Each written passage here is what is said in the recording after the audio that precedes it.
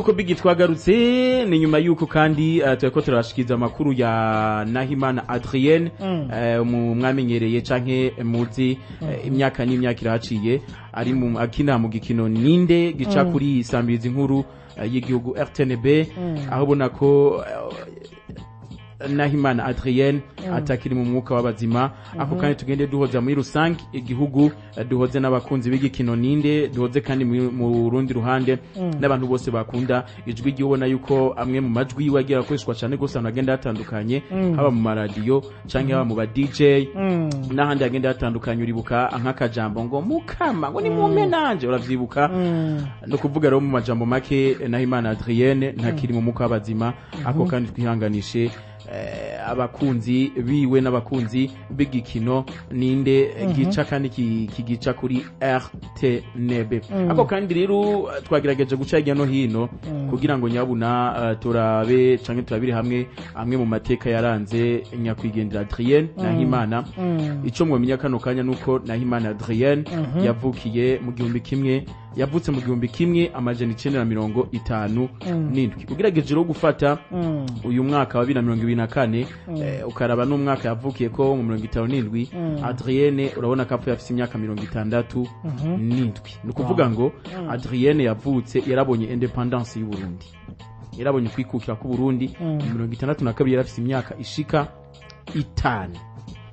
yarakiri wagasore kuvuga ko aramuzi uvuga ko gwagasore aramuzi nyimba barayashoboye nko kuja ahantu biri cyangwa biko birabera ibintu nk'ivyo aramuzi ako kandi kundi ruhande bandanya bavuga yuko Adrienne yatanguye kugwaragurika neza na neza mu mwaka wa 2010 uravyuka ni nawo mwaka twebwe n'inyuma gato twagiye kumusura isame Black TV ikiri Black TV twaragiye kumusura hariya igitega aho yarakitswe n'amagara mugabo vyagiye kuba official neza na neza ko Adrienne amagara yiwe atameze neza mwaka wa 2018 aho vyaragaragaye yuko afise ikibazo c'ingwara y'igisukari twagiye tubona rwa mutwara mu mavura agenda atandukanye ari abantu benshi bagiye bamushikaho wanashaka bari muri entertainment abariri vyagenda batandukanye ama media n'abandi benshi bakorera ku mashira hamwe canke ku biti vyabo bivaye no kuntu bakunda Adrienne Nahimana benshi bagiye bamuseruka ko avuka rero hariya igitega muri Kabanga komine ni Giheta yatanguye ro kumvikana neza Ikabanga yatanguye kumvikana neza kumbonesha kuri igihugu canke kuri RTNB radio nkuru y'igihugu mu 1981 kandi mbere ari no mu batanguranye na ninde igitangura ico gihe nyene ni televiziyo ofete bigano vya mbere byace kwizasamiriza inkuru y'itevye inkuru y'igihugu cyagabo cyane indi cyo gigano cyambere cyataya kuhaca neza cyane ni hari gitangura kuko radio nkuru y'igihugu yatanguye igihumbi kibaje cya 72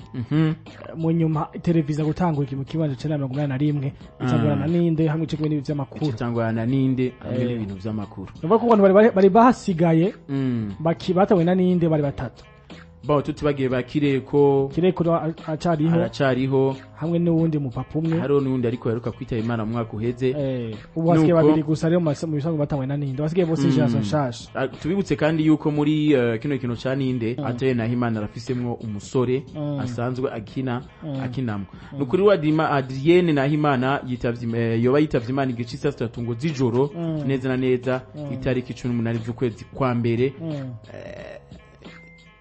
aho ubona ko kuva itariki 15 z'ukwezi kwa mbere Adrienne yari muri koma aza gucika itariki 18 nyuma y'imisi shika 3 igihe saa 3 z'ijoro abaracikanye nuko rero twihanganishe igihugu twihanganishe ama media twihanganisha aba artiste twihanganishe abo bakina muri rusangi twifadikanye n'imiryango yabuze ko kandi tubandanye tugenda kubagarukirako kugira ngo nyabuna twerekane urukundo tumuherekeze neza ibintu bigende neza cyane Rubambo 2019 igihe twaduga kiyagiye tugiye kumuraba hana ba diaspora mwe gatandukanye bagiye mu supporting bamufashije CEO w'Isamirizi Black FM nawe yarimo CEO w'Isamirizi Black FM yararimo haraheze imyaka myinshi cyane kajya ka video wa postinze kajya gafoto wa postinze n'aka video ngunge twumvirize nabibonye twumvirize nsomya nanje kabudi rya feke wahora untuka ryari ryo narakubariyesha Sengimana irahinyuza none ntikugaragaje sindabiboneye jewe bashinga ntahe banyakuba jewe uwo muntu wanje jewe sinovuga ngo numusuma mugabo gushurashura ni nomeri imwe aho sinoza kumwambika izera ariko kubusuma oya noba ndiko ndamwambika ibara mukanya sakubiza kasi nako urafisa kasi ushaka kuvuza bagapisa hafi wewe oya jiki unagira nibutse abadukurikiranye iki camamare c'umuvyeyi ndabibutse kata Instagram yari afise na Facebook yari afise wanashaka nta na WhatsApp je namubonanye nta niyo twigeze tumubonana mugabo yari hiti irenze umberiza nawe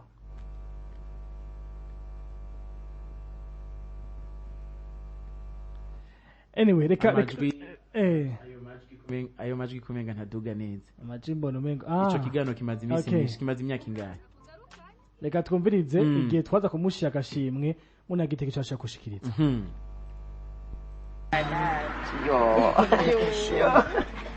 mugana kamete mama yaje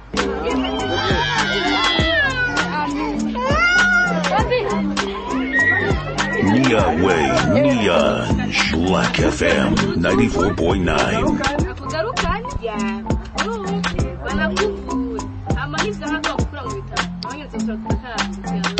Sawa.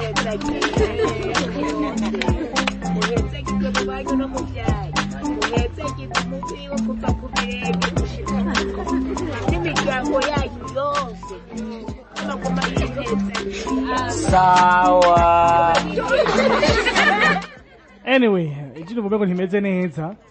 Gusa ndibaze ko ikose bavyumvise. Igihe twakoze haize imyaka 4. Haize imyaka 4. Kiri kuvuga kwa YouTube kwa Black Media. Ushaka kuyagendukira bicwa n'ibindi biganiro byose bitandukanye twagiye dukora. Nizo twakoresheje byinshi birahari. Wone ko twagiye kumushigikira nk'Isamizi Black FM nka television Black TV.